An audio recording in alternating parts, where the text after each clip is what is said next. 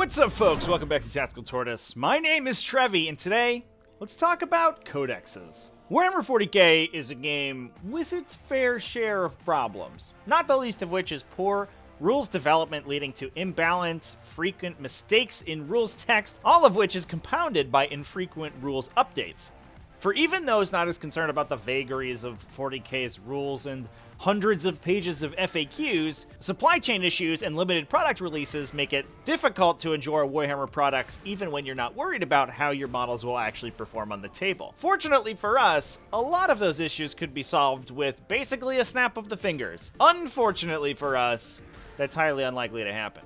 Coming off the back of Warhammer community's recent announcement of the delay of the previewed Genestealer cults and Adeptus Custodes codexes from December of this year to sometime in early 2022, I think it's time to revisit a discussion of the Codex release model and ask the question again, should Warhammer 40k continue to use codexes? Or codices? Codexes? Codexi? Codi? Codices? I also posted a discussion thread over in the Tactical Tortoise community tab on this YouTube channel just before recording this video, and I got some great comments from the community. I'll be referencing those in the video as they come up. Stay tuned to that community tab as well because I often post some updates about the channel as well as some community discussions that relate to this video series.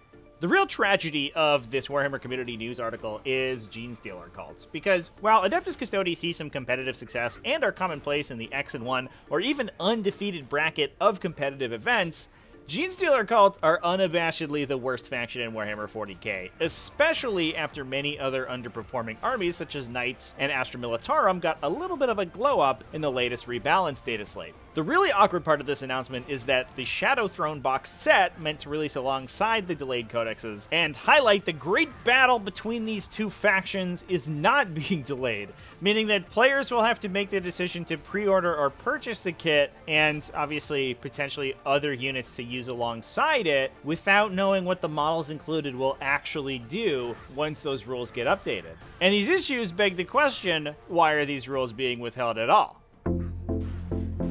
I mentioned at the top of the video that a lot of the most prevalent issues in 40k currently could be solved easily, and that's because a lot of them stem directly from the Codex release model that Games Workshop tends to adhere to dogmatically. Because the codexes need to be laid out months or years in advance and come with massive requirements for page layouts and graphic design, the actual rules contained within them are subject to strict limitations. Not only is playtesting and development time limited by strict due dates to ensure timely printing, but actual rules content can sometimes be informed by the restrictions of the printed medium. Anecdotally, in the past, rules have been rewritten, reworded, or even cut entirely specifically to conform to page layouts. This tyranny of the release schedule and the medium means that the game's developers are working years behind a developing metagame and aren't able to respond quickly or organically to issues or imbalance that arise over the course of play. This lack of developmental agility creates all of the issues with poor faction balance,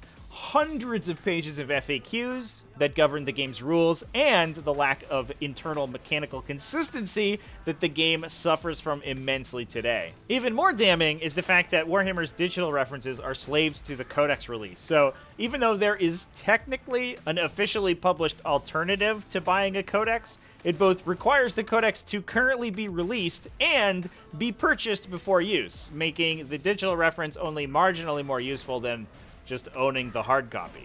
So why even stick with this release model? Clearly, the game would be better served to move to a digital system with rules and game aids available on apps or on websites. And I don't think there's any need to rehash all of the benefits of putting 40k's rules online in some format, whether available for free or paid for with a one-time payment or a subscription. In my opinion, an official rule and datasheet reference like Battlescribe or Wahapedia would do absolute wonders for the game, not only to the game's growth, but also its community and player base. But as several of you have pointed out in the comments, there is a big profit incentive for Games Workshop to continue this practice. While I don't have a way to estimate the sales of codexes online, I can only imagine that these books are a huge cash cow for the corporation. While I think that we can all agree that a more affordable or digital format would be hugely beneficial to the game by almost any metric, including balance, frequency of updates, and accessibility both to new players and folks trying to relearn newly updated rules. But at the end of the day, paying for the huge setup costs that would come with a real digitization effort,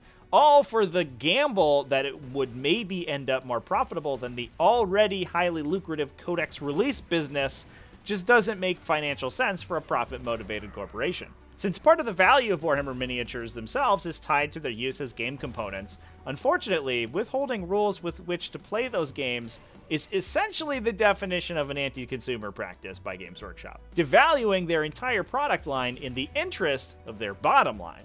Unfortunately for us players, it also means that 40K will continue to suffer from these issues as long as the Codex model remains profitable. So all we can do on our end is vote with those hobby dollars and use resources like Wahapedia to reference rules rather than shelling out immense sums for these new books. And refrain from pre-ordering new minis kits until the rules for them become fully available. It's not a lot, but as a community, it's essentially all we can do. Now, before I wrap up, I do want to recognize the point that a few commentators have also brought up in the discussion thread, that codexes have other value rather than just a rules reference, because the lore and artwork in the books is valuable in and of itself. And honestly, I don't feel that codexes or their contribution to the Warhammer universe should be discontinued entirely, as I know a lot of people very much enjoy the immersion that they bring alongside their non-rules content. And because of this, and also given the prevalence of unofficial rules references, codex rips, and other resources like Wahapedia that I'm sure are impacting the number of codexes sold, I honestly wonder if making the rules available online via some other medium would actually impact codex sales that much at all, since I imagine most of the players who already buy codexes for that sweet nectar of non-rules content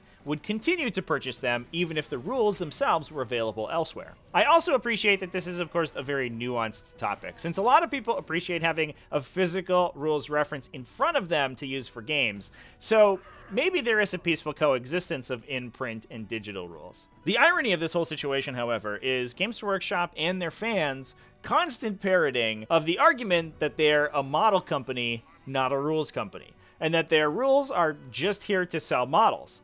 Which, let's be honest, is clearly untrue, given the immense premium that they currently charge for their rules content that is apparently just marketing material meant to push those model kits. Obviously, there is a profit incentive for them to sell their rules, and that being the case, the incentive to them should be to present them in the most beneficial way to the end consumer, which at the moment, they're clearly not doing.